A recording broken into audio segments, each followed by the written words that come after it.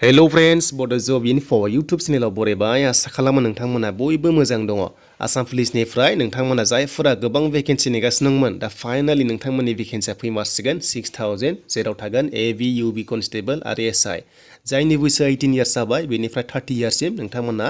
eligible जागोन apply खालामनो हाथारसिगोन आरो माब्ला अफिसियेल नटिफिकेसन ओंखारगोन आं नोंथांमोननो गासिबो डिटेल्सखौ होगासिनो दङ दा लोगोफोर जाय नोंथांमोना चेनेलाव गोदानै फैदों साबस्क्राइब खालामना लानो हागोन बड' जब इनफो यूट्यूब चेनेलाव जेब्लायबो नोंथांमोना जबनि आपडेट मोनो Assam police Indian army SSC लोगोसे गोबां टाइपनि जब दङ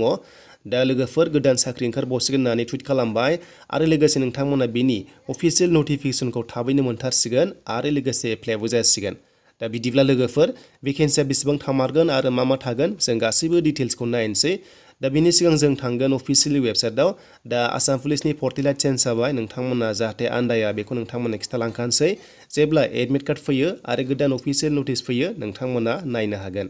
दा लोगोफोर आसा खालामो नोंथांमोना भिडिअखौ शेयार खालामगोन आरो मोजां मोनोबा बयबो लाइक खालामगोन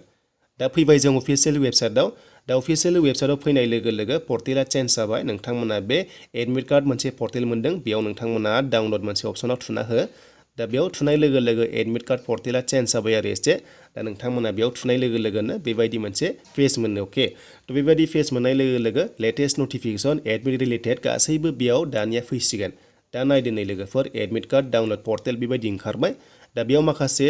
डिस्ट्रिक्टसनि एडमिट कार्ड होबाय आरो थ' नोंथांमोना बे भिउ अलाव थुनाय लोगो लोगोनो गासैबो श' जागोन थ' गासैबो श' जानाय लोगो लोगो दानिया एडमिट कार्ड रिटेन एग्जाम बे जाबाय साब इन्सपेक्टर एफिआरअनिमोन थ' नोंथांमोना बेयाव डाउनलड खालामनो हायो आरो दा बेबायदि प्रसेसआव दानिया चेन्ज जाबाय जेब्ला एबिइउबि नोंथांमोना एग्जामनि एडमिट कार्ड होगोन अब्ला बेबायदि प्रसेसआव फैनानै बेनिफ्राय नोंथांमोना डाउनलड खालामनानै लानो हायो स' दानिया जाबाय निउ भेकेन्सि माब्ला फैगोन आरो माब्ला ओंखारगोन बेनि नटिसआ थ' नोंथांमोना गोबां कमेन्ट्स खालामदोंमोन आरो सिगाङावबो खोथा होना दोनखादोंमोन जे 5 बेटेलियन्स लागोन होननानै दा फाइनालि 5 बेटेलियन्स लामारसिगोन आरो नोंथांमोननि एप्लाइआ थाबैनो जासिगोन दानिया बे आपडेटखौ सोर होदों होनोब्ला बेखौ टुइट खालामदों हेमन्त बिश्व शर्मा सीएमआ आरो निउसआबो बुंदोंमोन दा लोगोफोर भेकेन्सि ओंखारगोननो 6000 पस्ट ओंखारगोन इनक्लुडिं 5 बेटेलियन माने 5 कामान्ड' बेटेलियन्स थागोन आरो बेयाव कामान्ड' थागोन होनना बुंदों बेनिफ्राय लोगोफोर बे ओंखारबावगोन माखासे भेकेन्सिस बेनो जाबाय 6000 आरो लोगोसे एसआइबो थागोन अके थ' बेनि गेजेरावनो एसआइबो थागोन जायफोरा एसआइआव एप्लाइ खालामनो नेगासिनो दङ नोंथांमोना एप्लाइ खालामनो हागोन आरो बेखौ पाब्लिश खालामगोन होनना बुंदों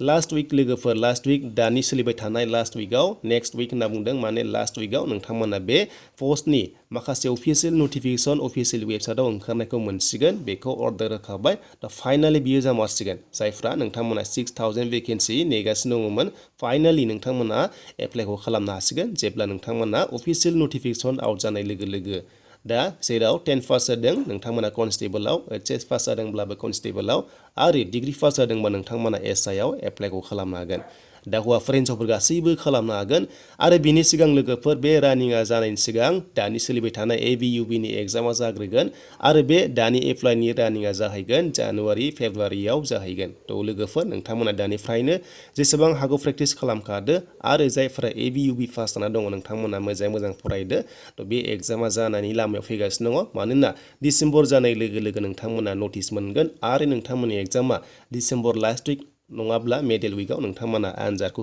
मोननो हागौ दा बेनि सोमोन्दै लोगोफोर अफिसियेल मोनसे टुइट खालामनाय थ' नोंथांमोना आसा खालामो मोजां मोनोबा लाइक कमेन्ट शेयार आरो गोदानै फैदोंब्ला चेनेलाव साबस्क्राइब खालामदो बेनो जाबाय लेटेस्ट आसाम पुलिसनि माखासे लेटेस्ट नटिफिकेसन फैथारसिगोन दिस उइकआवनो लोगोफोर एबा लास्ट उइकआव